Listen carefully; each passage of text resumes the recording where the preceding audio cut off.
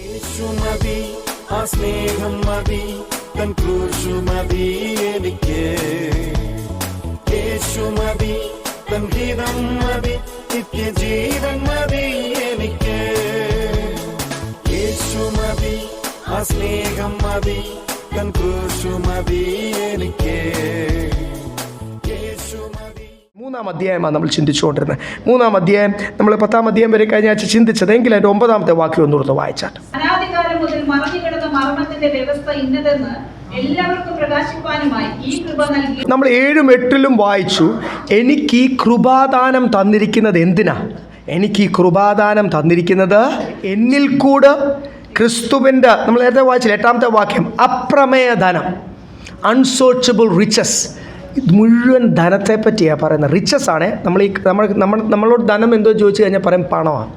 No, ഞാൻ പറഞ്ഞല്ലോ riches എന്ന് പറഞ്ഞു കഴിഞ്ഞാൽ നിങ്ങൾക്ക് എപ്പോഴും അറിയാമല്ലോ, എന്തൊരു കാര്യവും നല്ല പോലെ. ഞാൻ എപ്പോഴും നമുക്ക് റിച്ച് കേക്ക് എന്നൊക്കെയാണല്ലോ എപ്പോഴും നമ്മൾ കാണുന്നത്. നല്ല റിച്ച് കറി എന്ന് പറഞ്ഞാൽ കറിക്ക് എന്തുണ്ട്, നല്ല ടേസ്റ്റ് ഉണ്ട്, അധികമായിട്ടുണ്ട്. ബട്ടറൊക്കെ ഒത്തിരി ഇട്ട് കഴിഞ്ഞാൽ ആ കേക്കിന് എന്ത് പറയും? അത് സാധാരണ എണ്ണയാണ് ഒഴിക്കുന്നത്, വെജിറ്റബിൾ ഓയിലാണ് ഒഴിക്കുന്നത്. ചില കമ്പനിയുടെ കേക്കെല്ലാം നമ്മൾ വീട്ടിലുണ്ടാക്കുമ്പോൾ എന്ത് ചെയ്യും? 1/2 കിലോ മാവ്, 1/2 കിലോ ബട്ടർ, 1/2 കിലോ പഞ്ചസാര, അല്ലെങ്കിൽ 1/4 കിലോ പഞ്ചസാര, ആ ഒരു അളവിലാണ്. അപ്പോൾ എത്ര മാവ് എടുത്തോ അത്രയും ബട്ടർ എടുക്കും. അങ്ങനത്തെ കേക്ക് അങ്ങോട്ട് അത് ഉണ്ടാക്കുന്ന സമയത്ത്, ചൂടുന്ന സമയത്ത് അടുത്തുള്ള വീട്ടുകാർക്ക് പോലും ഇരിക്കാൻ പറ്റത്തില്ല. അപ്പോൾ ആൾക്കാർ അതിന് എന്തു പറയും? റിച്ച്. കാര്യം വിലയുള്ള സാധനമാണ് ബട്ടർ, അത് നല്ലപോലെ ചേർത്തിട്ടുണ്ട്. അപ്പോൾ റിച്ച്നെസ് എന്ന് പറഞ്ഞു കഴിഞ്ഞാൽ വേറെ ഒന്നുമല്ല, ആവശ്യത്തിലും അധികം. ഡിക്ഷണറി അർത്ഥം അത്രയേ ഉള്ളൂ. അത് ധനം എന്ന് നമുക്കത് മലയാളം ട്രാൻസ്ലേഷൻ വരുമ്പോൾ ധനമല്ല എന്തുവാന്നാണ് നമ്മുടെ വിചാരം? പണമാണ്. നല്ല കൃപാധനം നമ്മളത് ചിന്തിക്കാൻ പോവാ. ഇവിടെ എഴുതിയേക്കുന്ന ക്രിസ്തുവിനെ പറ്റിയുള്ള അപ്രമേയ സ്തോത്രം. അതൊന്ന് മനസ്സിലാക്കിയിട്ട് ആദ്യം 7-ഉം 8-ഉം വാക്യത്തിൽ പറഞ്ഞത് എന്നിൽ കൂടി വെളിപ്പെടണം. നമ്മൾ ഇവിടെ കണ്ടു സഭയിൽ കൂടി വെളിപ്പെടണം. 10-ാമത്തെ വാക്യത്തിലാണ് എഴുതിയിരിക്കുന്നത് സഭയിൽ കൂടി വെളിപ്പെടണം. 9-ാമത്തെ വാക്യം ഒന്നുകൂടെ വായിച്ചേ. സകലവും സൃഷ്ടിച്ച ദൈവത്തിൽ അനാദികാലം മുതൽ മറഞ്ഞുകിടന്ന മർമ്മത്തിന്റെ വ്യവസ്ഥ ഇന്നതെന്ന് എല്ലാവർക്കും പ്രകാശിപ്പാനുമായി. ഇവിടെ ആദ്യകാലം തൊട്ട് എബ്രഹാമിന് ശേഷം, എബ്രഹാം യഹൂദനൊന്നുമല്ല, നിങ്ങൾക്കറിയാം. എബ്രഹാം ആരാ? മെസപ്പൊട്ടേമിയക്കാരന, ജാതിയന, പേർഷ്യന. തന്നെ ദൈവം വിളിച്ചു. എബ്രഹാമിൻ്റെ മക്കൾ ആരായി തീർന്നു? ഇസാക്ക്, യാക്കോബിൻ്റെ മക്കളാണ് ആരായി തീർന്നത്? 12 ഗോത്രം. അവരെയാണ് ഇസ്രായേൽ എന്ന് കർത്താവ് ആദ്യമായിട്ട് വിളിച്ചത്. അപ്പോഴവർ പെട്ടെന്ന് എന്തായി തീർന്നു? നമ്മൾ വിചാരിക്കുന്ന യഹൂദന്മാർ ആദ്യമേ ഉള്ളതല്ല. സ്തോത്രം. അവർക്ക് പ്രത്യേക ഒരു സ്വഭാവം, ഒരു പ്രത്യേക ജ്ഞാനവും. നേരത്തെ മെസപ്പൊട്ടേമിയക്കാരൻ ഇവരുടെ ശരിക്കും ഹയറാർക്കി അവിടുന്ന് പേർഷ്യന്നാ. പക്ഷേ പേർഷ്യൻ സ്വഭാവമൊക്കെ മാറി ഒരു സ്വർഗീയ സ്വഭാവം വന്നു, ഒരു ധൈര്യം വന്നു. അതാണ് ഇന്നും ദൈവകൃപയില്ലേലും അവർ കൈകാര്യം ചെയ്തുകൊണ്ടിരിക്കുന്നത്.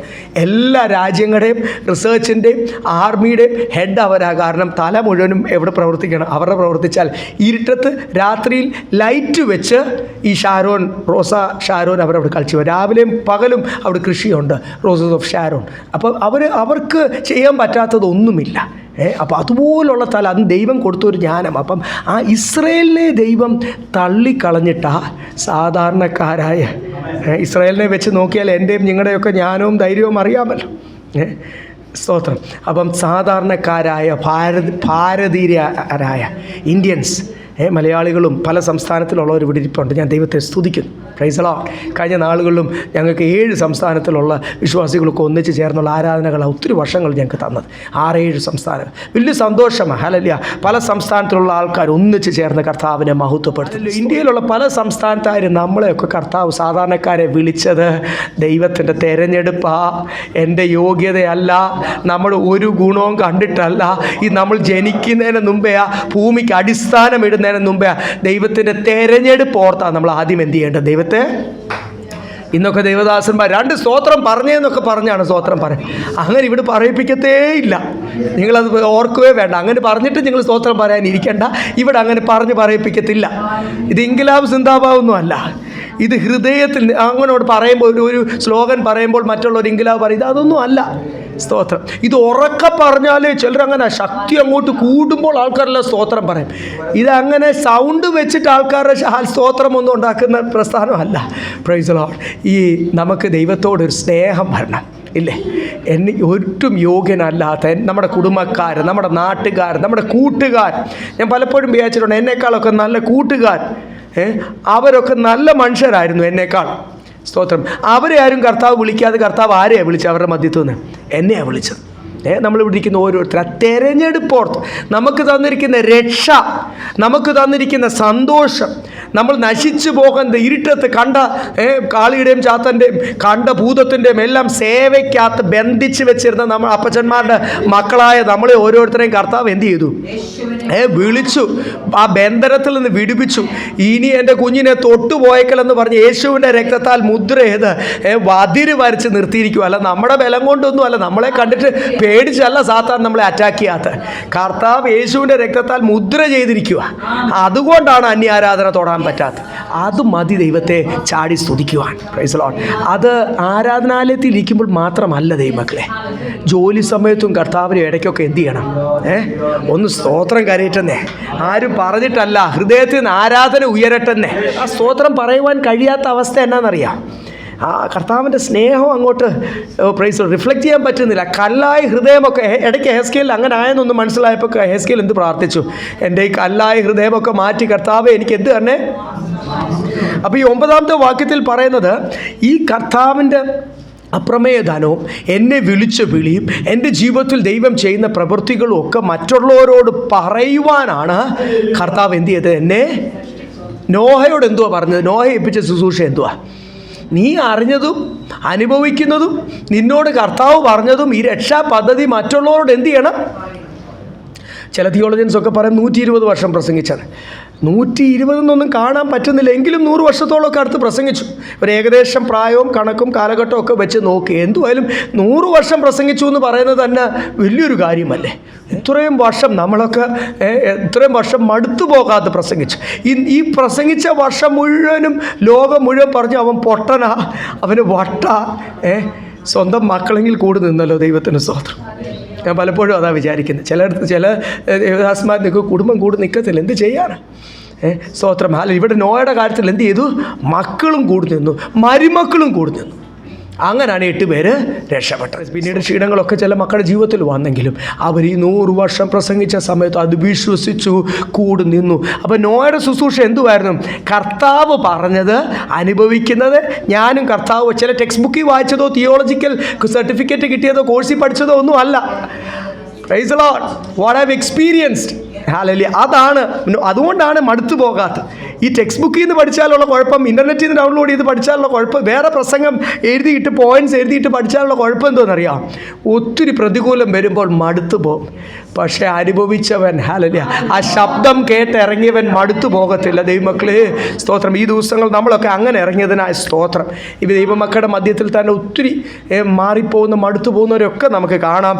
ഇതുവരെയും കൃപയിൽ നിൽക്കുന്നതിനായ സ്തോത്രം. അപ്പം അതുപോലെ പ്രസംഗിക്കും. 10-ാമത്തെ വാക്യം വായിച്ചാൽ, അങ്ങനെ ഇപ്പോൾ സ്വർഗ്ഗത്തിൽ വാഴ്ചകൾക്കും അധികാരങ്ങൾക്കും ദൈവത്തിന്റെ ബഹുവിധമായ ജ്ഞാനം അവൻ നമ്മുടെ കർത്താവായ യേശുക്രിസ്തുവിൽ നിവർത്തിച്ച അനാദി നിർണയപ്രകാരം സഭ മുഖാന്തരം അറിവായി വരുന്നു. ഈ ജ്ഞാനം ലോകത്തോട് എങ്ങനെ അറിയണം? ഈ ജ്ഞാനത്തെയും വിവേകത്തെയും പറ്റി, വ്യവസ്ഥയെ പറ്റിയൊക്കെ ഇവിടെ എഴുതിയിരിക്കുന്നത് കൃപയിൽ കൂടെ നമുക്ക് കിട്ടി. ഈ ജ്ഞാനം നമുക്ക് എങ്ങനെ കിട്ടി? ജ്ഞാനവും വിവേകവും എങ്ങനെ കിട്ടി? അപ്പം ദൈവമക്കൾക്ക് അത്യാവശ്യമായി വേണ്ട ഒരു കാര്യമാണ് സ്വർഗീയ ജ്ഞാനവും സ്വർഗീയ വിവേകവും. കോളേജിൽ കിട്ടത്തില്ല. PhD എടുത്താലോ MPhil എടുത്താലോ കിട്ടത്തില്ല. PhD എടുത്ത് MPhil എടുത്ത് ഒത്തിരി പരിജ്ഞാനമില്ലാത്ത വിവരമില്ലാത്ത ചില ആൾക്കാർ എനിക്കറിയാം കൗൺസിലിങ്ങിന് ഇവിടെ വന്നിട്ടുണ്ട്. അതുകൊണ്ട് അങ്ങനെ കിട്ടുന്നതല്ല. ഇത് എവിടെ നിന്നേ കിട്ടത്തുള്ളൂ? ഇത് എളിയവരായ നമുക്ക് ഓരോരുത്തർക്കും കിട്ടും. ഇത് ദൈവത്തിൻ്റെ കൃപയിൽ കൂടി കിട്ടുന്നതാണ്. ഇത് കൃപ വർദ്ധിക്കുമ്പോഴാണ് ഇവിടെ ബൈബിൾ പറഞ്ഞത് കൃപാധനം. അവൻ്റെ കൃപയ്ക്കൊത്ത്, അവൻ്റെ കൃപാധനം, കൃപാ മഹത്വത്തിന്. അവിടെ എല്ലാം riches of his grace, riches of his glory എന്ന് ഇംഗ്ലീഷ് ബൈബിൾ എഴുതിയേക്കുന്നത്. അവൻ്റെ കൃപാ മഹത്വം അനുസരിച്ച് ദൈവം നമ്മളെ താഴത്തെ വാക്യത്തിലും അത് തന്നെ എഴുതിയിരിക്കുന്നത്. കർത്താവ് നമ്മളെ ഈ കർത്താവിൻ്റെ കൃപ വർദ്ധിക്കുമ്പോഴാണ് നമുക്ക് ഈ ജ്ഞാനവും പരിജ്ഞാനവും വർദ്ധിക്കുന്നത്.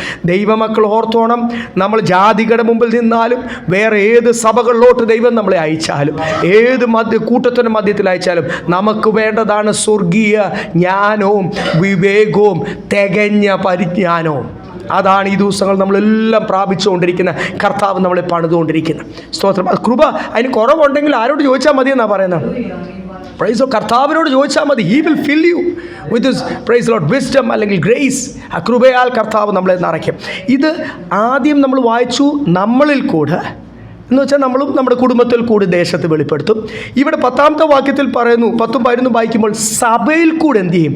ഇത് ദേശത്തിൽ വെളിപ്പെടുത്തും. അപ്പം നമ്മുടെ പാട്ട്, നമ്മൾ ധ്യാനിക്കുന്ന ചിന്തിക്കുന്ന വചനം, നമ്മുടെ ആരാധന, നമ്മുടെ കൂട്ടായ്മയിൽ കൂടെ നമ്മുടെ മധ്യത്തിലുള്ള സ്നേഹം. യാതികൾക്കൊരു കാര്യം അറിയാം, നിങ്ങൾക്ക് എപ്പോഴും സ്നേഹം നിങ്ങൾ തമ്മിലാണ്, ദൈവമക്കൾ തമ്മിൽ. നിങ്ങൾ എന്തെങ്കിലും സഹായം ചെയ്താൽ ആരോടെ ചെയ്യത്തുള്ളൂ? അതെന്ത് ചെയ്യാനാ? നമ്മൾ സഹോദരങ്ങളല്ല, നമ്മളൊരു കുടുംബമല്ലേ. നമ്മളൊരു കഷ്ടത്തിൻ്റെ സമയത്ത് നമ്മുടെ സഹോദരങ്ങൾ ഒരാൾ കഷ്ടത്തിലായാൽ നമ്മൾ എന്ത് ചെയ്യും?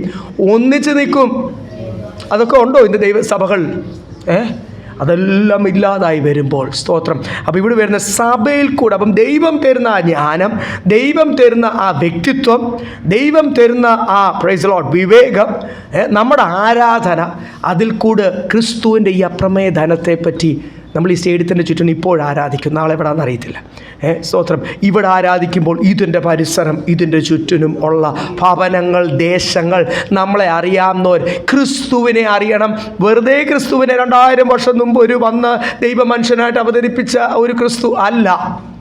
അവരറിയേണ്ടത് പ്രൈസ് ലോർഡ് എന്തുവാ? ക്രിസ്തുവിൽ കൂടെയുള്ള രക്ഷ. നമ്മുടെ ജീവിതത്തിൽ ക്രിസ്തു, എൻ്റെ ഹൃദയത്തിൽ ക്രിസ്തു വന്നേ പിന്നുള്ള രൂപാന്തരം, അതിനുള്ള ബെനിഫിറ്റ്സ്, നമ്മൾ കർത്താവിൻ്റെ കൂടെ നടന്നാൽ നമുക്ക് കിട്ടുന്ന പ്രയോജനങ്ങൾ, പ്രൈസ് സാത്താൻ നമ്മളെ തൊടത്തില്ല, നമ്മൾ അനുഭവിക്കുന്ന സന്തോഷം, ഇതൊക്കെ സഭയിൽ കൂടി ദേശം അറിയണമെന്ന്. Praise Lord. സഭയ്ക്കൊരു പേരല്ല, സഭയ്ക്കൊരു വലുപ്പമല്ല, ഒരു ബിൽഡിംഗ് അല്ല, പ്രസ്ഥാനമല്ല, നമ്മളാണ് സഭ. We are the body of Christ. നമ്മളിൽ കൂടെ ഈ ആത്മീയ കൂട്ടത്തിൽ കൂടെ ദേശം ക്രിസ്തുവിന്, വെറുതെ ക്രിസ്തുവിൻ്റെ പേരറിയുമല്ല, ആഴങ്ങൾ അറിയണം. താഴോട്ട് നമുക്ക് വരുമ്പോൾ ഒന്നുകൂടെ നമുക്ക് മനസ്സിലാവും. 12 വായിച്ചു. കർത്താവിൽ ആശ്രയിച്ചിട്ടാണ് പിന്നെ എന്ത് ചെയ്യുന്നത്? ധൈര്യമായിട്ട് കർത്താവിനോട് അടുക്കുവാൻ. 13ാമത്തെ വാക്യം. അതുകൊണ്ട് ഞാൻ നിങ്ങൾക്ക് വേണ്ടി സഹിക്കുന്ന കഷ്ടങ്ങൾ നിങ്ങളുടെ മഹത്വമാകിയാൽ അവ നിമിത്തം അധൈര്യപ്പെട്ടു പോകരുത് എന്ന് ഞാൻ അപേക്ഷിക്കുന്നു. ഇപ്പം എവിടെ കിടക്കുന്ന? ജയിലിലാണ്. നിങ്ങൾക്കറിയാമല്ലോ ചെറിയ ലേഖനങ്ങൾ, ഗലാത്യർ, എഫേസ്യർ, ഫിലിപ്പിയർ, കൊലോസിയർ. ആ ജയിലിൽ കിടന്ന് താൻ എഴുതുന്ന ലേഖനങ്ങൾ. ചങ്ങല എന്ന് എഴുതിയിരിക്കുന്നത്. ബന്ധനം എന്ന മലയാളം ബൈബിൾ എഴുതിയിരിക്കുന്നത്, ഇംഗ്ലീഷ് ബൈബിളൊക്കെ എഴുതിയിരിക്കുന്നത് ഇൻ ചെയിൻസ്. ചങ്ങല, കയ്യിലും കാലും ഒക്കെ ഉണ്ട്. അങ്ങനെ കിടന്ന് വളരെ വേദനയോടുകൂടിയാണ് താൻ ഈ ലേഖനം. ആരും എഴുതി കൊടുക്കാനൊന്നുമില്ല. ചിലപ്പോഴുണ്ട്, ചില സ്ഥലങ്ങളിലുണ്ട്. ഇപ്പോൾ താൻ തന്നെയാണ് ആ കാര്യങ്ങൾ ചെയ്യുന്നത്. എൻ്റെ കയ്യാൽ ഞാൻ എഴുതുന്നു എന്നൊക്കെ, നമ്മൾ വലിയ അക്ഷരങ്ങളാൽ എഴുതുന്നു എന്നൊക്കെ കഴിഞ്ഞ ദിവസം നമ്മൾ ചിന്തിച്ചതേ ഉള്ളൂ. അപ്പം ഇവിടെ താൻ ഈ ലേഖനം ദൈവത്തിൽ നിന്ന് പ്രാപിച്ച് എഴുതുമ്പോൾ താൻ ജയിലിലാണ് കിടക്കുന്നത്. താൻ ഈ ക്രിസ്തുവിൻ്റെ അപ്പുറമേ ഈ ജയിൽ തുറക്കുവാൻ കർത്താവിന് അസാധ്യമായ കാര്യമൊന്നുമല്ല.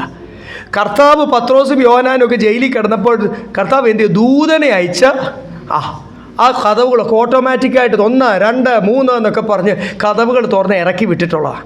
അപ്പോൾ ചില രോഗങ്ങൾ സൗഖ്യമാകുവാനും ചില ബന്ധനങ്ങൾ മാറുവാനും ജയിലുകൾ തുറക്കുവാനൊന്നും കർത്താവിന് അസാധ്യമായ കാര്യമല്ല. പക്ഷേ ഇവിടെ പൗലോസിനെ ഇപ്പോൾ കഷ്ടതയിൽ കൂടാണ്. താൻ മടുത്തു പോകത്തില്ല. താൻ അവിടെ കിടന്ന് നമ്മളൊക്കെ വളരെ ഓട്ടത്തിലായിരിക്കുമ്പോൾ, കഴിഞ്ഞ ദിവസങ്ങളൊക്കെ ചിലരൊക്കെ ചെറിയ ക്ഷീണത്തിലായിരുന്നു എന്ന് പറഞ്ഞു. ഈ ക്ഷീണത്തിലുള്ള സമയമാണ് ഏറ്റവും നല്ല സമയം. നമുക്ക് ശാന്തമായിട്ടിരുന്ന് നമുക്ക് ദൈവം സമയം തരുന്നു. അതുവരെ നമ്മുടെ എക്സ്ക്യൂസ് എന്തുവാ? പ്രത്യേകിച്ച് ഈ കാലഘട്ടത്തിൽ പട്ടണത്തിലൊക്കെ താമസിക്കുന്നവർ എക്സ്ക്യൂസ് എന്തുവാ? സമയം എപ്പോഴും എന്നോട് പറയുന്ന സമയം, ഒന്നിനും സമയം എന്തുവാ? ഇല്ല, സമയമില്ല, തികയുന്നില്ല സമയം. പക്ഷേ കർത്താവ് ചില സമയത്ത് ബ്രേക്ക് ഇടും.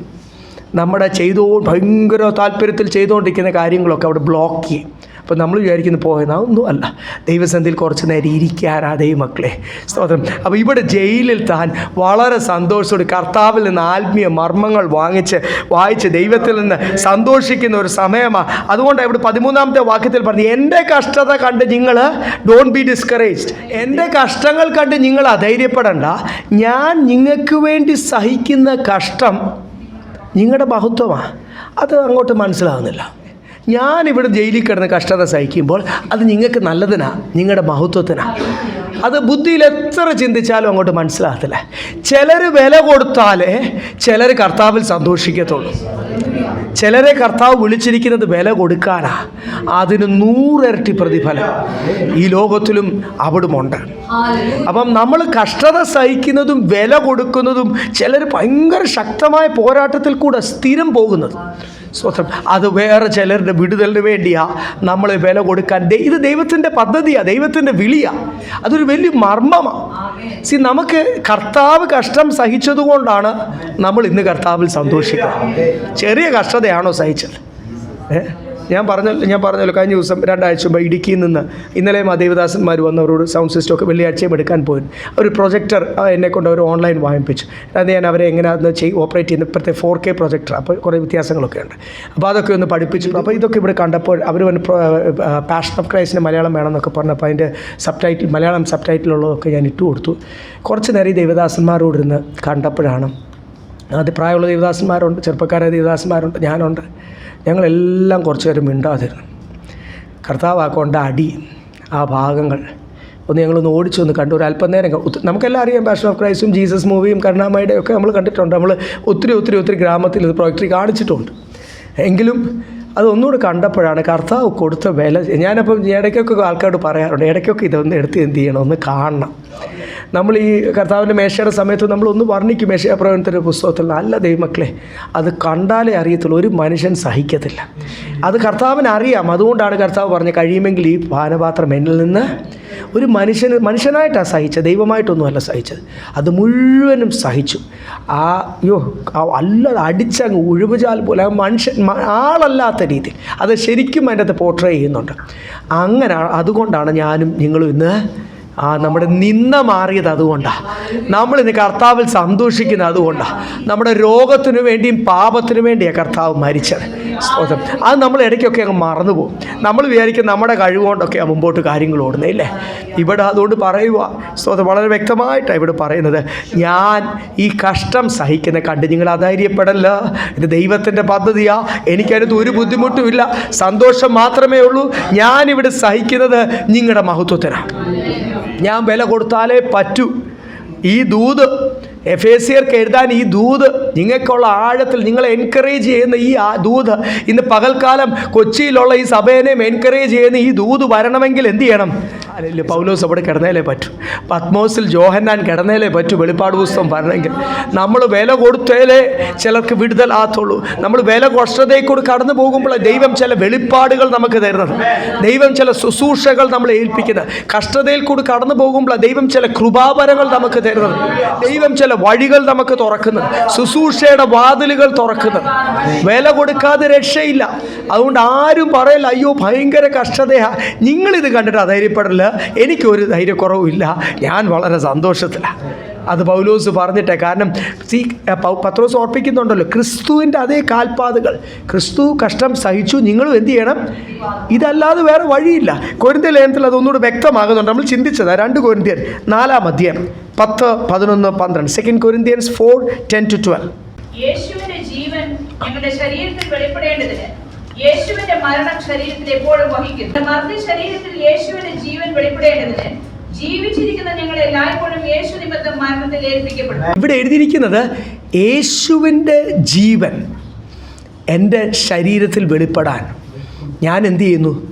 ആ മരണം, ആ കഷ്ടത, മരണം എന്ന് പറഞ്ഞാൽ മരണത്തിൽ കൂടി സംഭവിച്ച എന്തൊക്കെയാ? നിന്ന കഷ്ടത, തന്നെ വിവസ്ത്രനാക്കി തുപ്പി മുടി പറിച്ചെടുത്തു, നിന്ദിച്ചു, തുരുമ്പ് ആണി അടിച്ച് കയറ്റി, കഴിയുമെങ്കിൽ ഈ ക്രൂശിൽ നിന്ന് ഇറങ്ങി സർവശക്തനോടാണ് പറയുന്നത്. ശക്തി ഉണ്ടായിട്ടും ഇത് ഞാനൊരു കുഞ്ഞാടായിട്ട് അവസാനത്തെ ഈ യാഗമൃഗമായി തീർന്നേലേ പറ്റൂ എന്നുള്ള പിതാവിൻ്റെ പദ്ധതിക്കായിട്ട് സമർപ്പിച്ചുകൊണ്ട് പൂർണ്ണ അനുസരണം എന്നാണ് ഫിലിപ്പിയ ലേഖനത്തിൽ പറയുന്നത്. ക്രൂശിൻ്റെ മരണത്തോളം അനുസരണമുള്ളവനായി തീർന്നു. അപ്പം ആ പിതാവിൻ്റെ ഇഷ്ടം ചെയ്യുവാൻ, പിതാവ് പുത്രനും പരിശുദ്ധാത്മാവും എല്ലാം ഒന്നാണ്. ഇങ്ങനെ അങ്ങനെ പോർട്രേ ചെയ്യുന്നത് എന്തിനാണെന്നറിയാം?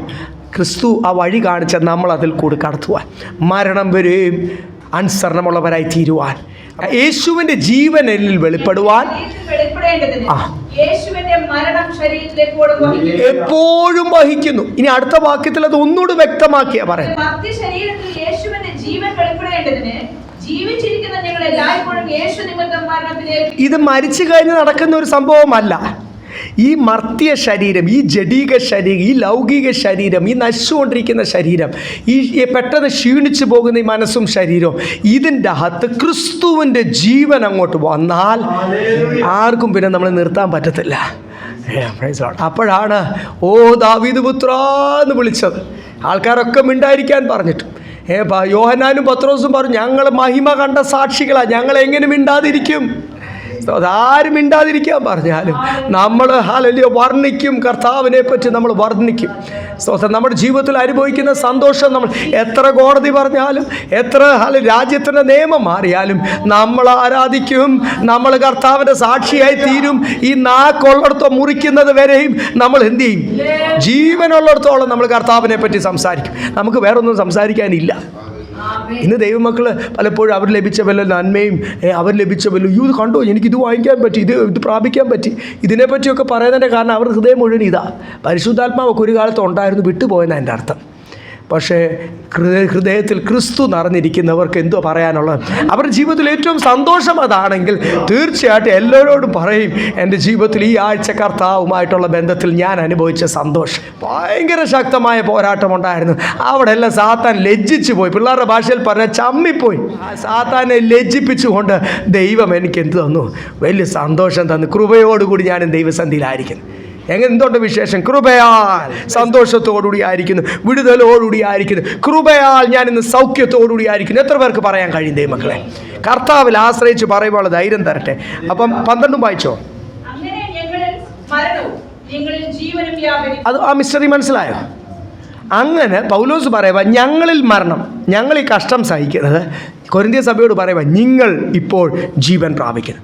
1 കൊരിന്ത്യർ എഴുതുന്ന സമയത്ത് ജാതികൾ കേട്ടാൽ അറയ്ക്കുന്ന ഞെട്ടുന്ന പാപമുണ്ടായിരുന്ന സഭയിൽ അവരെ കറക്റ്റ് ചെയ്ത് അതിൻ്റെ ഇടയ്ക്ക് വട്ടാന്ന് പറഞ്ഞു, പ്രാന്താന്ന് പറഞ്ഞു, പൗലോസിനെ പറ്റി എന്തൊക്കെ പറഞ്ഞെന്നറിയാം. അത് ഒത്തിരി കാര്യങ്ങൾ പറഞ്ഞു. അവിടെ ഒന്നും കൃപയോടുകൂടി നിന്നുകൊണ്ട് വീണ്ടും കറക്റ്റ് ചെയ്ത്, എൻകറേജ് ചെയ്ത്, കറക്റ്റ് ചെയ്ത്. ഈ പരിശുദ്ധാത്മാവിലുള്ള കറക്ഷൻ എങ്ങനെയാണ്? വെളിപ്പാട് പുസ്തകത്തിൽ നമുക്കറിയാം. ഓരോ സഭയുടെ കുറവുകളും പറയും, അവരുടെ നന്മകളും പറയും. അവരെ എൻകറേജ് ചെയ്ത്, കറക്റ്റ് ചെയ്ത് അവസാനം വരുമ്പോൾ നിങ്ങൾ ഇപ്പോഴനുഭവിക്കുന്ന സന്തോഷം ഇത്രയും എഴുതാൻ, ഈ 2 ലേഖനം അത്ര ഇങ്ങനെ രാവിലെ തൊട്ട് വൈകിട്ട് വരും ചുമ്മാതെ എഴുതാൻ പറ്റിയില്ല. ഞാൻ വർഷങ്ങൾ എൻ്റെ ജീവിതത്തിൽ വില കൊടുത്ത് കഷ്ടം സഹിച്ചതുകൊണ്ടാണ് നിങ്ങളിപ്പോൾ അനുഭവിക്കുന്ന ഈ സന്തോഷം. അത്രയും വില കൊടുത്താണ് പിശാചിൻ്റെ പിടിയിൽ നിന്ന് കൊരിന്ത്യ സഭയൊന്ന് വിടുവിച്ചത്. പഴയ പോലെ കൃപയോടുകൂടി ശക്തരായിട്ട് അവരെ നിർത്തിയത്. വില കൊടുത്തതിലേ പറ്റൂ ദൈവമക്കളെ. സ്വാർത്ഥത മാറിപ്പോകട്ടെ. വേറെ ആൾക്കാരുടെ അല്ലെങ്കിൽ മറ്റുള്ള ആൾക്കാരുടെ വിടുതലിന് വേണ്ടി വില കൊടുക്കാൻ മനസ്സില്ലാതെ ആരെങ്കിലും ഇവിടെ ഇരിപ്പുണ്ടെങ്കിൽ ഉള്ളിൽ പരിശുദ്ധാത്മാവ് ഉണ്ടോ എന്ന് നിങ്ങളെ തന്നെ ഒന്ന് ശോധന ചെയ്യണം. ദൈവത്തിൻ്റെ പരിശുദ്ധാത്മാവ് ഉള്ളിലുണ്ടെങ്കിൽ ഒരു വെറുവെറുപ്പ് കൂടാതെ എൻ്റെ കാര്യങ്ങൾ എന്ത് ചെയ്യും? Keep it aside. അത് ദൈവം ദൂതന്മാരെ അയച്ചിട്ട് എന്ത് ചെയ്യും? ആ കാര്യങ്ങൾ ചെയ്തോളും. ഞാൻ ചെയ്യുന്നതിനേക്കാൾ നന്നായിട്ട് ദൈവം ചെയ്തോളും. അതല്ലേ നല്ലത്? ഞാൻ രാവിലെ തൊട്ട് ഓടി അധ്വാനിച്ച് അവസാനം ഒന്നും ആയില്ല, ഇങ്ങനെ ദീർഘശ്വാസവും വിട്ടുകൊണ്ടിരിക്കുന്നതിനേക്കാൾ എൻ്റെ കാര്യങ്ങൾ ദൈവകാര്യങ്ങൾ ഏൽപ്പിച്ചുകൊണ്ട് ചില കാര്യങ്ങൾക്ക് വേണ്ടി വിടുതൽ കൊടുക്കുക, വിടുതലിന് വേണ്ടി വില കൊടുക്കുക. ഇവിടെ നമ്മൾ കണ്ടില്ല 12ാമത്തെ വാക്യത്തിൽ, അങ്ങനെ ഞങ്ങൾക്ക് കഷ്ടതയും നിങ്ങൾക്ക് എന്തുവാ? ഞങ്ങൾക്ക് മരണവും. നമ്മൾ നേരത്തെ വാക്യത്തിൽ വായിച്ചില്ലേ, ക്രിസ്തുവിൻ്റെ ജീവൻ എന്നിൽ വെളിപ്പെടണമെങ്കിൽ ഞാൻ എന്ത് ചെയ്യണം? ക്രിസ്തുവിൻ്റെ ക്രൂശ് വായിച്ചാലേ പറ്റും. നിങ്ങൾക്ക് ജീവൻ വേണോ? ഞാൻ എപ്പോഴും ഓർപ്പിക്കുന്നു, ഇന്നത്തെ സഭകളാണ് എന്ത് പറഞ്ഞാൽ അടുത്തുള്ള ആൾക്ക് കൈ കൊടുത്ത് ജീവൻ ജീവൻ അങ്ങനൊന്നും പറഞ്ഞാൽ കിട്ടുന്നതല്ല ജീവൻ. കിട്ടുമോ? ഇത് സ്ഥിരം പരിപാടി, 30 വർഷമായിട്ട് കാണുന്ന നമ്പറാണ്. ഇതൊക്കെ ഒരു നമ്പറാണേ. ഈ മോട്ടിവേഷണൽ സ്പീക്കിങ്ങിലൊക്കെ ചിരിക്കാൻ പറഞ്ഞല്ലോ, എല്ലാവരും ചിരിച്ചേ എന്നൊക്കെ പറഞ്ഞ് ഇങ്ങനെ ഒത്തിരി ട്രിക്കുകളുണ്ട്. ഒരു ദീർഘശ്വാസമൊക്കെ വിടുമ്പോൾ ശരിയല്ലേ, ബ്ലഡ് സർക്കുലേറ്റ് ചെയ്യുന്നതുകൊണ്ടാണ് നമുക്കൊരു തലച്ചോറിലോട്ട് രക്ത ഓട്ടമൊക്കെ വരുമ്പോൾ നമുക്കൊരു ജീവൻ തോന്നും. അതൊക്കെ അപ്പോൾ 2 സെക്കൻഡേ നിൽക്കത്തുള്ളൂ. ക്രിസ്തുവിൻ്റെ ജീവൻ നിങ്ങളിൽ വെളിപ്പെടണോ ദൈവമക്കളെ? ഞാൻ ഇത്രയും വർഷമായി നിന്നിട്ട് മറ്റുള്ള അനേകരൊക്കെ എന്നേക്കാളൊക്കെ ലേറ്റായിട്ട് വന്നവരൊക്കെ ജീവൻ പ്രാപിച്ച് കർത്താവിനോട് നിൽക്കുന്നത് എനിക്ക് പ്രാപിക്കാൻ കഴിയുന്നില്ല. കാരണം എന്നാ? കർത്താവിൻ്റെ ക്രൂശ് സഹിക്കുവാൻ വേണ്ടി നമ്മൾ പാടിയതും അതല്ലേ, കുരിശെടുത്തൻ യേശുവിനെ, കർത്താവിൻ്റെ കുരിശ് സഹിക്കുവാൻ, കർത്താവിൻ്റെ കുരിശ് വഹിക്കുവാൻ, ദൈവം തരുന്ന റെസ്പോൺസിബിലിറ്റീസ് എടുക്കുവാൻ, സ്വർഗരാജ്യത്തിന് വേണ്ടി കർത്താവ് തരുന്ന ആ റെസ്പോൺസിബിലിറ്റി അങ്ങോട്ട് എടുക്കാൻ ചെല്ലുമ്പോൾ സാത്താൻ ഒരു വെട്ട് തരും. പിന്നെ തൊട്ട് അങ്ങോട്ട് വെട്ടാ. അത് കണ്ട് നിങ്ങൾ പേടിച്ച് പുറമോട്ട് മാറിയാൽ ഒരിക്കലും വളർച്ച പ്രാപിക്കത്തില്ല. ആ സ്റ്റെപ്പ് നമ്പർ 1 നിങ്ങൾ നിൽക്കത്തേ ഉള്ളൂ. അങ്ങനെ വളർച്ച പ്രാപിക്കാത്തവരൊന്നും കാഹളം ഊതുമ്പോൾ എടുക്കപ്പെടത്തില്ല, ഓർത്തോണം. അതുകൊണ്ട് ദൈവം ഏൽപ്പിച്ച ദൗത്യങ്ങൾ ചെയ്യുവാൻ ദൈവം സഹായിക്കട്ടെ. യെസ്, 14ഉം 15ഉം വായിച്ചോ.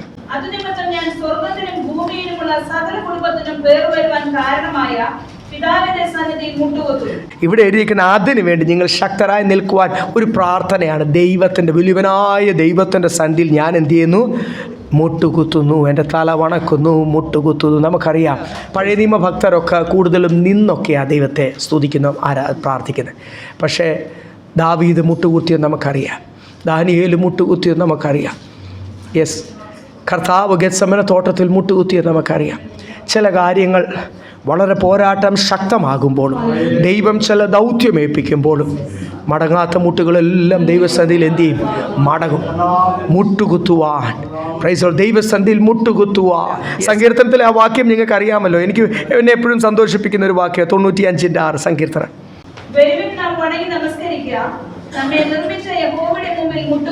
എന്തു ആരാധന എന്ന് വച്ചാൽ ദൈവസന്നിധിയിൽ മുട്ടുകുത്തുക. നിങ്ങളോടെല്ലാം ഞാനിപ്പം മുട്ടുകുത്താൻ പറഞ്ഞാൽ ഒത്തിരി നാളുകളെ മടങ്ങാത്ത മുട്ടുകളൊക്കെ ഉണ്ട്. കൊച്ചിലെ തൊട്ട് മുട്ട് കുത്തിച്ചുകൊണ്ട് മുട്ട് മടക്കി ഇരുത്താൻ ഒരു ട്രെയിനിങ് ഭവനത്തിൽ ലഭിച്ചതുകൊണ്ട് ഇന്നും മുട്ടുകുത്തുവാൻ ഇടയായി തീർന്നു. നിങ്ങളുടെ കുഞ്ഞുങ്ങൾക്കൊക്കെ എന്ത് ചെയ്യണം? ഒന്ന് ദൈവസന്നിധിയിൽ മുട്ട് മടക്കുവാൻ. അല്ലെ നിങ്ങളുടെ കുഞ്ഞുങ്ങളൊന്നും പിന്നെ ദൈവസന്നിധിയിൽ ആയുസിൽ മുട്ട് മടക്കാൻ പറ്റാത്ത അവസ്ഥയിലായിത്തീരും. യെശയ്യാ പ്രവചന പുസ്തകത്തിലും ഫിലിപ്പിയ ലേഖനത്തിലും ഒക്കെ എന്തോ എഴുതിയിരിക്കുന്നത്? മടങ്ങാത്ത മുട്ടുകളെല്ലാം വലിയവനായ ദൈവത്തിൻ്റെ മുമ്പിൽ മടങ്ങും. എല്ലാ മുട്ടുകളും മടങ്ങിയാലേ പറ്റൂ. Price the Lord. അപ്പം മടങ്ങേണ്ട സമയത്ത് അവരുടെ മുട്ടുകൾ മടങ്ങാതിരുന്നാൽ അതിൻ്റെ കാരണം പേരൻസാണ്, അല്ലേ? ഫുഡ് ആവശ്യത്തിലും അധികം കൊടുക്കാൻ നമ്മൾ ഉത്സാഹിക്കും, മുട്ടുമടക്കാൻ നമ്മൾ എന്ത് ചെയ്യത്തില്ല.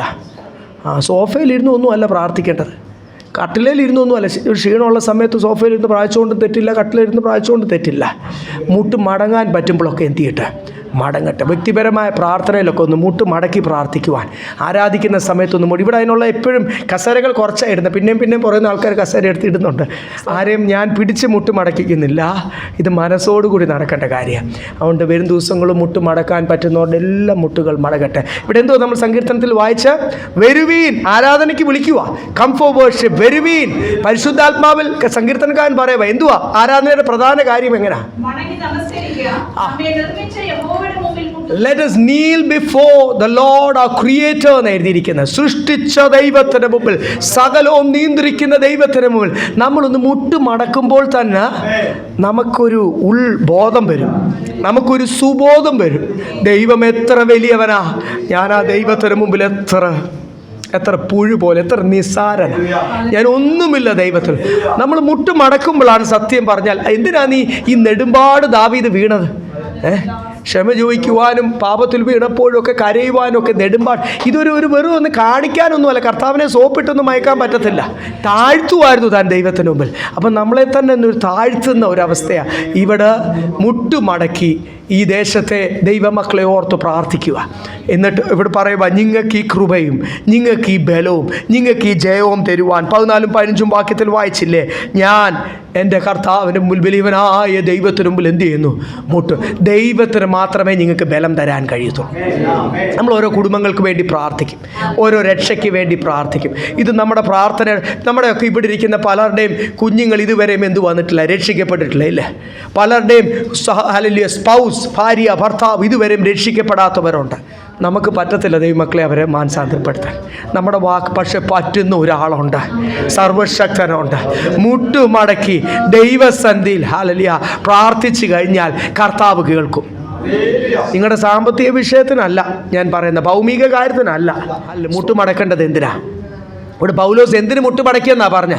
അവരെല്ലാം അങ്ങ് റിച്ചാകാനല്ല, റിച്ചാകാൻ തന്നെ, പക്ഷെ കൃപയിലും ദൈവത്തെ പറ്റിയുള്ള ജ്ഞാനത്തിലും റിച്ചാകാൻ. താഴോട്ട് വായിച്ചാട്ടെ. അവൻ തന്റെ മഹത്വത്തിന്റെ ജനത്തിന് ഒത്തവണ്ണം അവന്റെ ആത്മാവിനാൽ നിങ്ങൾ അകത്തെ മനുഷ്യനെ സംബന്ധിച്ച് ശക്തിയോടെ ബലപ്പെടേണ്ടത്. ഇത് ഏറ്റവും കൂടുതൽ തെറ്റായി പഠിപ്പിക്കുന്ന ഒരു ദുരുപദേശ വാക്യമാണ്. അറിയാലോ, ഈ അങ്ങോട്ട് അവൻ തൻ്റെ മഹത്വത്തിൻ്റെ ദാനമനുസരിച്ച് നിങ്ങളെ അങ്ങോട്ട് അനുഗ്രഹിക്കട്ടെ. ഒരു വാക്കൊക്കെ ഉണ്ടല്ലോ, നമ്മുടെ ശൈലിയൊക്കെ ഉണ്ടല്ലോ, അങ്ങോട്ട് ദേവദാസന്മാർ പറയും അനുഗ്രഹിക്കട്ടെ, ഗാഡ് ബ്ലസ് യു. ഒന്നും നടക്കത്തില്ല. അനുഗ്രഹം എവിടെ നിന്നാണ് പറഞ്ഞത്? ഇത് ചാക്ക് നമ്മുടെ തന്നിരിക്കുവാണോ? അനുഗ്രഹിക്കണം. ആരാണ് അനുഗ്രഹത്തിൻ്റെ ഉറവിടം? ദൈവമല്ലേ? ദൈവത്തിന് തോന്നണ്ടേ? ആരെങ്കിലും ഒരു മനസ്സിൽ കളിപ്പീരും കൊണ്ട്, അല്ലെങ്കിൽ മനസ്സിൽ ദൈവസന്ധിയിൽ ശരിയല്ലാത്ത ഒരാൾ എന്നെ അനുഗ്രഹിച്ച് പ്രാർത്ഥിച്ചെന്ന് പറഞ്ഞാൽ ഞാൻ അങ്ങോട്ട് അനുഗ്രഹിച്ച് പ്രാർത്ഥിച്ച ദൈവം എന്തുവാ അവനെ അനുഗ്രഹിക്കുമോ? അവൻ ദൈവസന്ധിയിൽ ശരിയാകണം, ദൈവത്തിൽ നിന്ന് അനുഗ്രഹം പ്രാപിക്കണം. ഇത് കാണുന്നവരൊക്കെ എന്നെ സന്തോഷിപ്പിക്കാനല്ല, എനിക്ക് ചിലരെ സന്തോഷിപ്പിക്കുവാൻ എൻ്റെ പവർ എക്സസൈസ് ചെയ്യുന്ന കാര്യമൊന്നും അല്ല. ഇത് എൻ്റെ പവറിലുള്ള കാര്യമല്ല. അനുഗ്രഹത്തിൻ്റെ ഉറവിടം ആരാ? അപ്പോൾ ഇവിടെ എന്തോ എഴുതിയിരിക്കുന്നത്? ഈ വാക്യം പറഞ്ഞ് എത്ര പേരാണെന്നറിയാമോ ഇത് ലോകത്തിൻ്റെ അനുഗ്രഹമായിട്ട് ദൈവത്തിൻ്റെ മഹത്വത്തിൻ്റെ ദാനം അനുസരിച്ച് നിങ്ങളെ അനുഗ്രഹിക്കും. എന്തോ ആ വാക്യം ഒന്നുകൂടെ ശ്രദ്ധിച്ചൊന്ന് വായിച്ചു. യെസ്.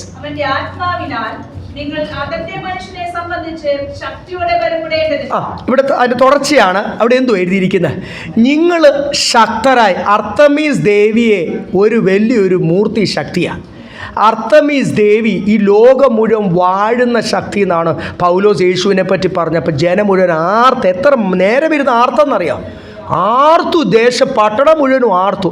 കൊല്ലാൻ പറഞ്ഞു പൗലോസിനെ. എന്തിനാ? ഈ അർത്തമീസ് ദേവിയുടെ എതിരായിട്ട് പറഞ്ഞേ. അപ്പം അങ്ങനെ ഒരു മൂർത്തി വാഴുന്ന ഒരു ദേശത്ത് ആ സഭ എങ്ങനെ നിൽക്കണം? ശക്തിയോടുകൂടി നിൽക്കണം. ഈ മൂർത്തിയെ കാൽ കീഴാക്കണ്ടേ. അതിനാണ് അതിനുള്ള ബലം കർത്താവ് നിങ്ങൾ ബലഹീനമായിട്ട് ഉറങ്ങുന്ന സമയത്ത് സാത്താൻ കൊണ്ടുവന്ന് കളപറിക്കും. നിങ്ങൾ ആത്മീയ ക്ഷീണത്തിൽ ഇപ്പോൾ എഫെസ്യ സഭയ്ക്ക് ബലം കാണും. സാത്താൻ നോക്കിയിരിക്കുക. പകയുണ്ട് സാത്താൻ, മൂർഖനെ ചവിട്ടിയ പോലെ നോക്കിയിരിക്കുക. നിങ്ങൾ ആത്മീയ ക്ഷീണമുള്ള സമയത്ത് നിങ്ങളെ പാപത്തിൽ വീഴ്ത്തും, നിങ്ങളെ നാണം കെടുത്തും. നിങ്ങൾ എത്ര ദേവദാസന്മാരെയാണെന്നറിയാം അങ്ങനെ ചെയ്യിപ്പിക്കുന്നത്. നിങ്ങളെ നാണം കെടുത്തും. ഫ്ലാഷായി സാക്ഷ്യം പോയാൽ പിന്നെ പ്രസംഗിച്ചിട്ട് കാര്യമുണ്ടോ? പിന്നെ എത്ര തിരിച്ച് പറഞ്ഞിട്ടും കാര്യമുണ്ടോ? രാഷ്ട്രീയക്കാർ പറയുന്ന പോലെ അത് അങ്ങനൊന്നും അല്ലായിരുന്നു എന്ന് പറഞ്ഞിട്ട് ഒരു കാര്യമില്ല.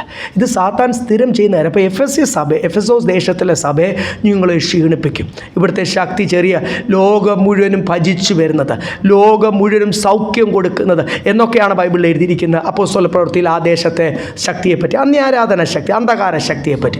അവിടെ ജയിച്ചു നിൽക്കണമെങ്കിൽ നിങ്ങൾക്ക് എന്തു വേണം? ഈ പുറത്തെ ശരീരം കുറച്ച് കോംപ്ലാനും കഴിച്ച് മുട്ടയും കഴിച്ച് പ്രോട്ടീനും കഴിച്ചിരുന്നാൽ പോരാ, നിങ്ങളുടെ അകത്തെ മനുഷ്യൻ ജലപ്പെടും. അപ്പോൾ ഇവിടെ എഴുതിയേക്കുന്ന അവൻ തൻ്റെ മഹത്വത്തിൻ്റെ ധനമനുസരിച്ച്, അതിൻ്റെ അർത്ഥം എന്തുവാ? His standards, the riches of his glory എന്ന് പറഞ്ഞാൽ രാജാതി രാജാവല്ലേ, കർത്താവിൻ്റെ മഹത്വത്തിൻ്റെ ധനമനുസരിച്ച്, ആ കർത്താവിൻ്റെ സ്റ്റാൻഡേർഡ്സ് അനുസരിച്ച് നിങ്ങളുടെ അകത്തെ മനുഷ്യൻ ബലപ്പെടുവാൻ കർത്താവിൻ്റെ ബലം നിങ്ങളുടെ മേൽ പകരും. വിത്ത് his might that your inner man might be strengthened. ഈ പുറത്തെ മനുഷ്യൻ. അതുകൊണ്ടാണ് ഈ മർമ്മം അറിയാവുന്നവരെന്തു പറയും? നമുക്കെന്തുവാ പ്രാർത്ഥന? കർത്താവേ, എനിക്ക് ശാരീരിക ക്ഷീണമുണ്ട്, എന്നെ ബലപ്പെടുത്തണമേ. അയ്യോ വെപ്രാളമാണ്, ഞാൻ ചത്തുപോകുമോ, അയ്യോ എന്തുവാ പറ്റുന്നത്? വെപ്രാളമാണ് ദൈവമക്കൾക്ക് പോലും. എന്തിനാണ് വെപ്രാളപ്പെടുന്നത്? പൗലോസ് എന്തുവാ പറയുന്നത്? ആത്മനിറവുള്ള പൗലോസ് എന്തുവാ പറയുന്നത്? എൻ്റെ പുറത്തെ മനുഷ്യൻ ക്ഷയിച്ചു പോയാലും വേണ്ടില്ല, my inner man should be renew day by day. അകത്തെ മനുഷ്യൻ നാൾക്ക് നാൾ എന്ത് ചെയ്യണം? ശക്തി പ്രാപിക്കണം, പുതുക്കം പ്രാപിക്കണം. അതുകൊണ്ട് ഇവിടെ പറയുക, എഫെസോസ് സഭയോട് പറയുക, നിങ്ങളുടെ പുറത്തെ മനുഷ്യനൊന്നും അല്ല വിഷയം. നിങ്ങളുടെ ശരീരം ക്ഷീണിച്ചാലും ക്ഷീണിച്ചില്ലേലും കർത്താവിനത് വിഷയമല്ല. നിങ്ങൾ രോഗത്തിൽ കൂടി കടന്നു പോകുന്നെങ്കിൽ രോഗം ചിലപ്പോൾ മാറ്റി തന്നില്ലെന്നിരിക്കും. ഇവിടെ ഇരിക്കുന്നവർ കേട്ടോ, കൃപ തരും. അതിൽ കൂടി കടന്നു പോകാനുള്ള ആ രോഗമൊന്നും നിങ്ങളുടെ ജീവൻ എടുക്കത്തില്ല. അത്രയും മനസ്സിലാക്കിയാൽ പോരെ. ഇതിൻ്റെ കീ ആരുടെ കയ്യിലായിരിക്കുന്നത്? എൻ്റെ യേശുവിൻ്റെ കയ്യിലല്ലേ. ജീവൻ്റെ മരണത്തിൻ്റെയും താക്കോൽ ആരുടെ കയ്യിലാണ്? കൺട്രോൾ കർത്താവിൻ്റെ കയ്യിലാണ്. ഇവിടെ സ്പെഷ്യലിസ്റ്റ് ഡോക്ടേഴ്സിൻ്റെ കയ്യിലൊന്നും അല്ല. അപ്പോൾ ഒരു കാര്യം മനസ്സിലായാൽ മതി, കർത്താവാണ് എല്ലാം നിയന്ത്രിക്കുന്നത്.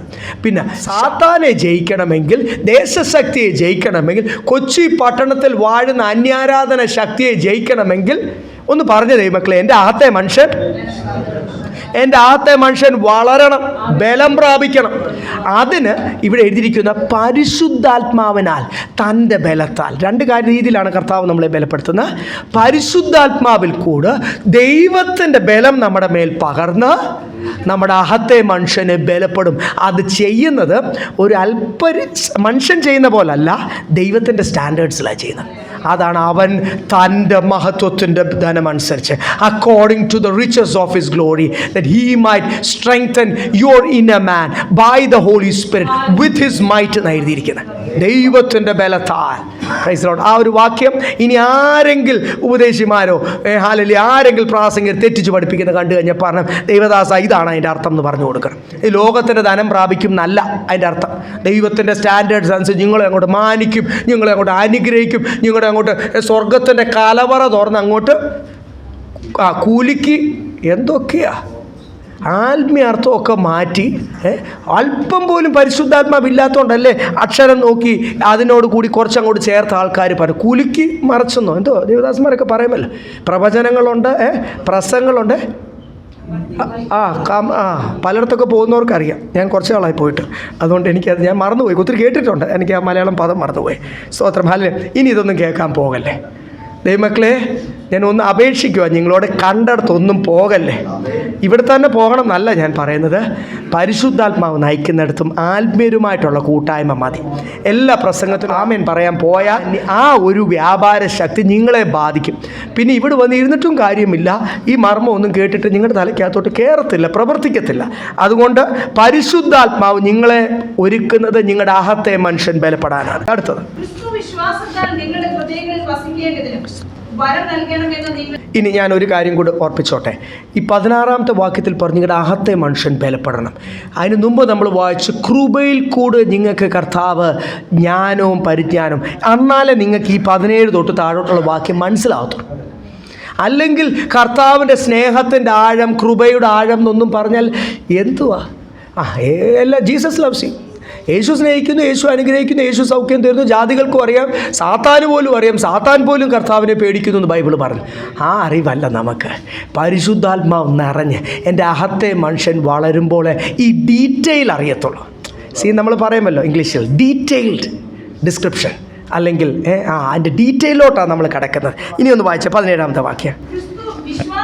നിങ്ങളുടെ ഹൃദയങ്ങളിൽ വസിക്കേണ്ടതിന് വരം നൽകണം എന്ന് നിങ്ങൾ സ്നേഹത്തിൽ വേരൂന്നി അടിസ്ഥാനപ്പെട്ടവരായി വീതിയും നീളവും ഉയരവും ആഴവും നിങ്ങൾ എന്ത് ചെയ്യണം? സ്നേഹത്തിൽ വേരൂന്നി നല്ല അടിസ്ഥാനപ്പെട്ടിട്ട് നിങ്ങൾ ഇനി അങ്ങോട്ട് മനസ്സിലാക്കാൻ പോവാ. കർത്താവിൻ്റെ സ്നേഹത്തിൻ്റെ നീളവും ഡിസ്ക്രിപ്ഷനൊക്കെയാ പറ, ഉയരവും ആഴവും ഇതൊക്കെ ഉണ്ടായിരുന്നോ കർത്താവേ?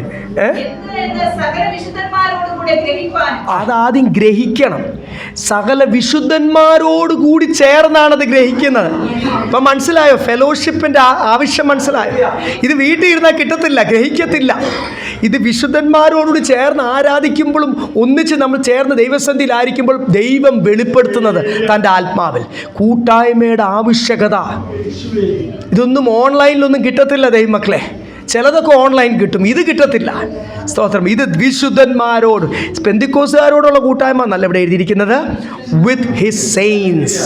അതുകൊണ്ടാണ് ഞാൻ പറഞ്ഞത് വിശുദ്ധന്മാരുമായിട്ടായിരിക്കട്ടെ നമ്മുടെ കൂട്ടായ്മ. അപ്പം വിശുദ്ധന്മാരോടുള്ള കൂട്ടായ്മയിലാണ് നമ്മൾ ഒന്നിച്ച് മനസ്സിലാക്കുന്നത്, ഗ്രഹിക്കുന്നത്, അനുഭവിക്കുന്നത്. യെസ്, പരിജ്ഞാനത്തെ കവിയുന്ന ക്രിസ്തുവിൻ സ്നേഹത്തെ അറിയുവാനും പ്രാപ്തരാകുകയും ദൈവത്തിന്റെ എല്ലാ നിറവിനോടും നിറഞ്ഞു വരികയും വേണം. കർത്താവിൻ്റെ എല്ലാ നിറവിനാൽ അനുഗ്രഹിച്ച് പ്രാർത്ഥിക്കുക. ഇതാണ് ദൈവമക്കളെ അനുഗ്രഹം. ഇതാണ് ഒരു ദൈവദാസൻ, ഒരു അപ്പോസ്തലൻ ആ സഭയെ അനുഗ്രഹിച്ച് പ്രാർത്ഥിക്കും. അതിനുവേണ്ടി ഞാൻ മുട്ടുമേലിരുന്ന് കരഞ്ഞ് പ്രാർത്ഥിക്കുക എന്ന് പറഞ്ഞു. മുട്ടുമേലിരുന്ന് ഇതെല്ലാം ചെയ്യുവാൻ കഴിയാവുന്ന സർവശക്തനായ ദൈവത്തിനോട് ഞാൻ പ്രാർത്ഥിക്കുക, മുട്ടുമടക്കി ഞാൻ പ്രാർത്ഥിക്കുക, അപേക്ഷിക്കുക. കർത്താവ് ഞങ്ങൾക്ക് കൃപ തരട്ടെ, അതിനുള്ള ജ്ഞാനം തരട്ടെ. കർത്താവിൻ്റെ സ്നേഹവും കർത്താവിൻ്റെ വിശ്വാസത്തെ പറ്റിയും കൃപയെപ്പറ്റിയും ഒക്കെ അതിൻ്റെ ആഴവും നീളവും വീതിയും ഒക്കെ ഒന്ന് മനസ്സിലായി അതിൻ്റെ ആഴങ്ങളൊന്ന് ഗ്രഹിച്ച് നിങ്ങൾ എല്ലാം that you be filled with all fullness. ഞാൻ പറഞ്ഞില്ല, നമ്മുടെ കുറവുള്ള ഏരിയകൾ വരല്ല, കുറവുള്ള. അതുകൊണ്ട് അങ്ങനെയല്ലേ എഴുതിയിരിക്കുന്നത്. എഫെസ്യ സഭ എങ്ങനെ നിൽക്കണം? With all fullness, fill with all fullness. എല്ലാ സ്വർഗീയ നിറവിനാൽ നിറയപ്പെടുക. ഇവിടെ ഒന്നും ഭൗമിക കാര്യങ്ങൾ എഴുതിയിട്ടില്ല. ഇതൊക്കെ എടുത്ത് ആരെങ്കിലും ഭൗമിക കാര്യത്തിന് പറഞ്ഞത് ലോകത്തിൻ്റെ അനുഗ്രഹമാണെന്ന് പറയുന്നെങ്കിൽ വെറും ദുരുപദേശമോ ദൈവമക്കളെ. അതൊന്നും ആമേൻ പറയല്ലേ. സ്തോത്രം. നമ്മുടെ ആത്മീയ കാര്യങ്ങൾ റെഡിയാകുമ്പോൾ ബാക്കിയുള്ള കാര്യം അപ്പോൾ ഒക്കെ കാക്കയച്ച് ദൈവം കൊണ്ടുവരുന്നേ. നമുക്ക് തിന്നാനും ഉടുപ്പാനും ഉള്ള കാര്യം അതല്ലേ. നമ്മുടെ താമസിക്കാൻ സ്ഥലം വേണം, ഹല്ലേലൂയ, യാത്ര ചെയ്യണം, ആഹാരം കഴിക്കണം, കുഞ്ഞുങ്ങളെ കാണും, വാടക അടയ്ക്കുന്നവരുണ്ട്. ഞാനും വാടകയ്ക്കാണ് താമസിക്കുന്നത്. അതൊക്കെ നമുക്ക് വാടകകളൊക്കെ കറക്റ്റായിട്ട് അടയ്ക്കണം. അവർ മുമ്പിലൊന്നും ലജ്ജിച്ച് പോകല്ല. ഫീസ് അടയ്ക്കണം, പല EMI കാണും. ഇതൊക്കെ നമുക്ക് എന്ത് ചെയ്യണം? എല്ലാം കർത്താവ് ചെയ്യും. Praise lord. അത് ദൈവം ദൂതന്മാരെ അയച്ച് ചെയ്യും. നമ്മൾ വിശ്വസ്തരായി എനിക്ക് ദൈവം അധികം തന്നാലും ഞാൻ അഹങ്കരിക്കത്തില്ല എന്നറിയുമ്പോൾ, അല്ലെങ്കിൽ ദൈവവേലയിൽ പല കാര്യങ്ങൾ ഏൽപ്പിക്കുമ്പോൾ ദൈവം ചിലപ്പോൾ അല്പം അധികവും തന്നിരിക്കും. അപ്പോൾ നമ്മുടെ തനി സ്വഭാവം കാണിച്ചാൽ, നമ്മുടെ പഴയ സ്വഭാവം ഉണ്ടല്ലോ, അതെല്ലാം എനിക്ക് ആസ്വദിക്കാനാന്ന് വല്ലതും ചിന്തിച്ചാൽ തന്ന ദൈവം അത് എന്ത് ചെയ്യും? എടുക്കുകയും ചെയ്യും. നമ്മൾ ഈ മരുഭൂമി യാത്രയിൽ നമ്മൾ ആരെയാണ് മനസ്സിലാക്കേണ്ടത്? നമ്മുടെ കർത്താവിനെയാണ് മനസ്സിലാക്കുക. ഇസ്രായേൽ മക്കൾക്ക് പറ്റിയ അമളി എന്തുവാ? അവർ കൊടുത്ത കർത്താവ്, അവരെ കൂടെ നടന്ന കർത്താവിനെ അവർ മനസ്സിലാക്കിയില്ല. എന്തോ ഇങ്ങനെ തന്നുകൊണ്ടിരിക്കുന്ന ഒരു ദൈവം, അഗ്നിസ്തംഭം, മേഘസ്തംഭം, മന്ന, കാടപ്പക്ഷി, യുദ്ധത്തിന് ജയം, എന്തോ ബ്ലെസ്സിങ്, ഗിവ് മീ ബ്ലെസ്സിങ്. അത് മാത്രമായി പോയി അവരുടെ കാഴ്ചപ്പാട്. അവർ ശരിക്കും കർത്താവിൻ്റെ സ്വഭാവം മനസ്സിലാക്കിയില്ല. ഈ മരുഭൂമി യാത്രയിൽ അവർ പട്ടുപോയ പോലെ നമ്മൾ പട്ടുപോകാതിരിക്കണമെങ്കിൽ തന്ന ദൈവം എടുക്കുകയും ചെയ്യും. ആരോഗ്യം തന്ന ദൈവം, പല വിഷയത്തിനും സൗഖ്യം തന്ന ദൈവം, പല വിഷയത്തിനും വിടുതൽ തന്ന ദൈവം, പല ബന്ധനത്തിലും വിടുതൽ തന്ന ദൈവം. നമ്മൾ അവിശ്വസ്തരായി തീർന്നാൽ ദൈവം നമ്മളെ പഴയതിനേക്കാൾ കഷ്ടമായ അവസ്ഥ എന്നാണ് പത്രോസ് പറയുന്നത്. അങ്ങനെ ആക്കാതിരിക്കണമെങ്കിൽ ഈ വിശ്വസ്തത മുൻപോട്ട് പോകട്ടെ, ഈ ആത്മാർത്ഥത മുൻപോട്ട് പോകട്ടെ. നമ്മൾ ഇത്രയും പിടിച്ചു നിന്നില്ലേ? ഒരല്പകാലം കൂടെ ഉള്ളൂ ദൈവമക്കളെ, വിശ്വസ്തരായി നിൽക്കാം. ഇത് ഇവിടെ എഴുതിയിരിക്കുന്ന അങ്ങ് നിങ്ങൾ സകല നിറവിലാൽ നിറഞ്ഞ് 21 വായിച്ചു നിർത്താം. എന്നാൽ നാം ചോദിക്കുന്ന നിലയ്ക്ക് മധ്യസ്ഥപരമായി ചെയ്യുവാൻ നമ്മിൽ വ്യാപരിക്കുന്ന ശക്തിയാൽ കഴിയുന്നവനെ സഭയിലും ക്രിസ്തുയേശുവിൽ എന്നേക്കും തലമുറയായി മഹത്വം ഉണ്ടാകട്ടെ. ഈ കർത്താവിന് നമ്മളോട് ചോദിക്കാൻ പറഞ്ഞിരിക്കുന്നത് എന്തുവാ? ശലോമോനും ചോദിച്ചത് കർത്താവെ എന്നെ ഏൽപ്പിച്ച ശുശ്രൂഷ ചെയ്യുവാൻ ഉള്ള കൃപ തരണമേ എന്ന് പറഞ്ഞോളൂ. പക്ഷെ ചോദിക്കുന്നതിനേക്കാൾ അധികം കർത്താവ് ചെയ്യും. അതിന് യാചിക്കേണ്ട, യാചകൻ്റെ കൂട്ടി തരണേ എന്നൊന്നും പറഞ്ഞ് യാചിക്കേണ്ട. ഇവിടെ അടുത്ത് എഴുതിയിരിക്കുന്ന തലമുറയാൽ, ഇത് നമ്മുടെ തലമുറയോടും പറഞ്ഞു കൊടുക്കണം. തലമുറയോടുകൂടി കർത്താവിൻ സന്നിധിയിൽ വിശ്വസ്തത. ഞാനൊരു കാര്യം നിങ്ങളെ ഓർപ്പിക്കട്ടെ, നമ്മൾ അല്പം ആത്മീയ വിഷയത്തിൽ കളിപ്പീരാണ്, നമ്മുടെ തലമുറയും കളിപ്പീര് പറയാൻ പറ്റുന്നില്ല അല്ലേ? അപ്പോൾ തലമുറ കളിപ്പീരാകാൻ കാരണമെന്നാ? നമ്മളും അല്പം നമ്മൾ വിശ്വസ്തയോട് നിന്നാൽ നമ്മുടെ തലമുറയും കർത്താവിന് വേണ്ടി വിശ്വസ്തയോട് നിൽക്കട്ടെ. അതുകൊണ്ട് മനുഷ്യനെ സന്തോഷിപ്പിക്കാതെ, വചനത്തിൻ്റെ വിഷയത്തിൽ ഒരു കോംപ്രമൈസും ചെയ്യാതെ ആത്മാവിനാൽ നടത്തപ്പെടാം. പരിശുദ്ധാത്മാവ്, ദൈവാത്മാവ് ഒരു കാര്യം നോ എന്ന് പറഞ്ഞാൽ അതിന് എത്ര മനുഷ്യൻ എന്ത് ചിന്തിക്കും? ഒന്നും ചിന്തിക്കേണ്ട. നോ മീൻസ് കർത്താവ് നോ എന്ന് പറഞ്ഞാൽ നോ. കാണുന്ന എല്ലാ കാര്യത്തിൻ്റെ അകത്ത് ഈ അവിയൽ പരിമമാകാതെ എല്ലാ വിശ്വാസികൾ, എല്ലാം ക്രിസ്ത്യൻ, എല്ലാം നോ. കർത്താവിൻ്റെ വിശുദ്ധിയുണ്ട്, കർത്താവിൻ്റെ വേർപാടുണ്ട്, കർത്താവിന് ഓരോ കാര്യത്തിൽ തനിക്ക് വളരെ ചിട്ടയായ പ്രമാണമുണ്ട്. അതാദ്യം നമ്മൾ മനസ്സിലാക്കണം. സ്തോത്രം. അതുകൊണ്ട് പരിശുദ്ധാത്മാവ് ഇടപെടുന്ന വിഷയത്തിലൊന്നും സ്റ്റബേണായിട്ടിരിക്കാതെ ദൈവസന്നിധിയിൽ സമർപ്പിക്കുക. ലോർഡ് ഹല്ലേലൂയ, എന്നിൽ പണിയണമേ കർത്താവേ. അതുകൊണ്ട് ഇവിടെ എഫെസ്യ സഭയോട് പറഞ്ഞ, നിങ്ങൾ അങ്ങനെയാണെങ്കിലേ നിങ്ങൾ സകല നിറവും പ്രാപിക്കത്തുള്ളൂ. Fill with all the goodness of God. നിങ്ങൾക്ക് പ്രാപിക്കുവാൻ ആഗ്രഹമില്ല ദൈവമക്കളെ? ദൈവത്തിൻ്റെ സകല നിറവിനാൽ, നന്മയാൽ നിറയാൻ. Praise the Lord, hallelujah. നമുക്ക് അതിനായിട്ട് നമ്മളെ തന്നെ ദൈവസന്നിധിയിൽ സമർപ്പിക്കാം. നമ്മൾ ഇപ്പോഴും വിട്ടുകൊടുക്കാത്ത ചില ഏരിയകളുണ്ടെങ്കിൽ, വേർപാട് പാലിക്കേണ്ട വിഷയങ്ങൾ വേർപാട് പാലിക്കാൻ തീരുമാനമെടുക്കേണ്ട, അങ്ങനൊന്ന് എടുത്ത് നോക്കുന്നേ. ജീവിതത്തിൽ അതിൻ്റെ വ്യത്യാസം മനസ്സിലാവും. ഞാൻ അങ്ങനെ അനുഭവിച്ച ആളാണ്. പല വിഷയത്തിനും പലരും പറഞ്ഞിട്ടൊന്നും ഞാൻ ആരെങ്കിലും പറഞ്ഞാലൊന്നും കേൾക്കുന്ന ആളല്ല. പിന്നെ കർത്താവ് എന്നോട് മനസ്സിലാക്കിയപ്പോഴാണ്, ദൈവം പറഞ്ഞ കാര്യങ്ങൾ അനുസരിച്ചപ്പോഴാണ് പ്രൈസ് ദി ലോർഡ്, ഒന്നുകൂടെ കർത്താവിനെ ടേസ്റ്റ് ചെയ്യുവാൻ, ഒന്നുകൂടെ അടുക്കുവാനിടയായി തീരും. അങ്ങനെ ദൈവം നമ്മളെ ഓരോരുത്തരെയും സഹായിക്കട്ടെ. കർത്താവ് ബലപ്പെടുത്തട്ടെ നിങ്ങൾക്കൊക്കെ.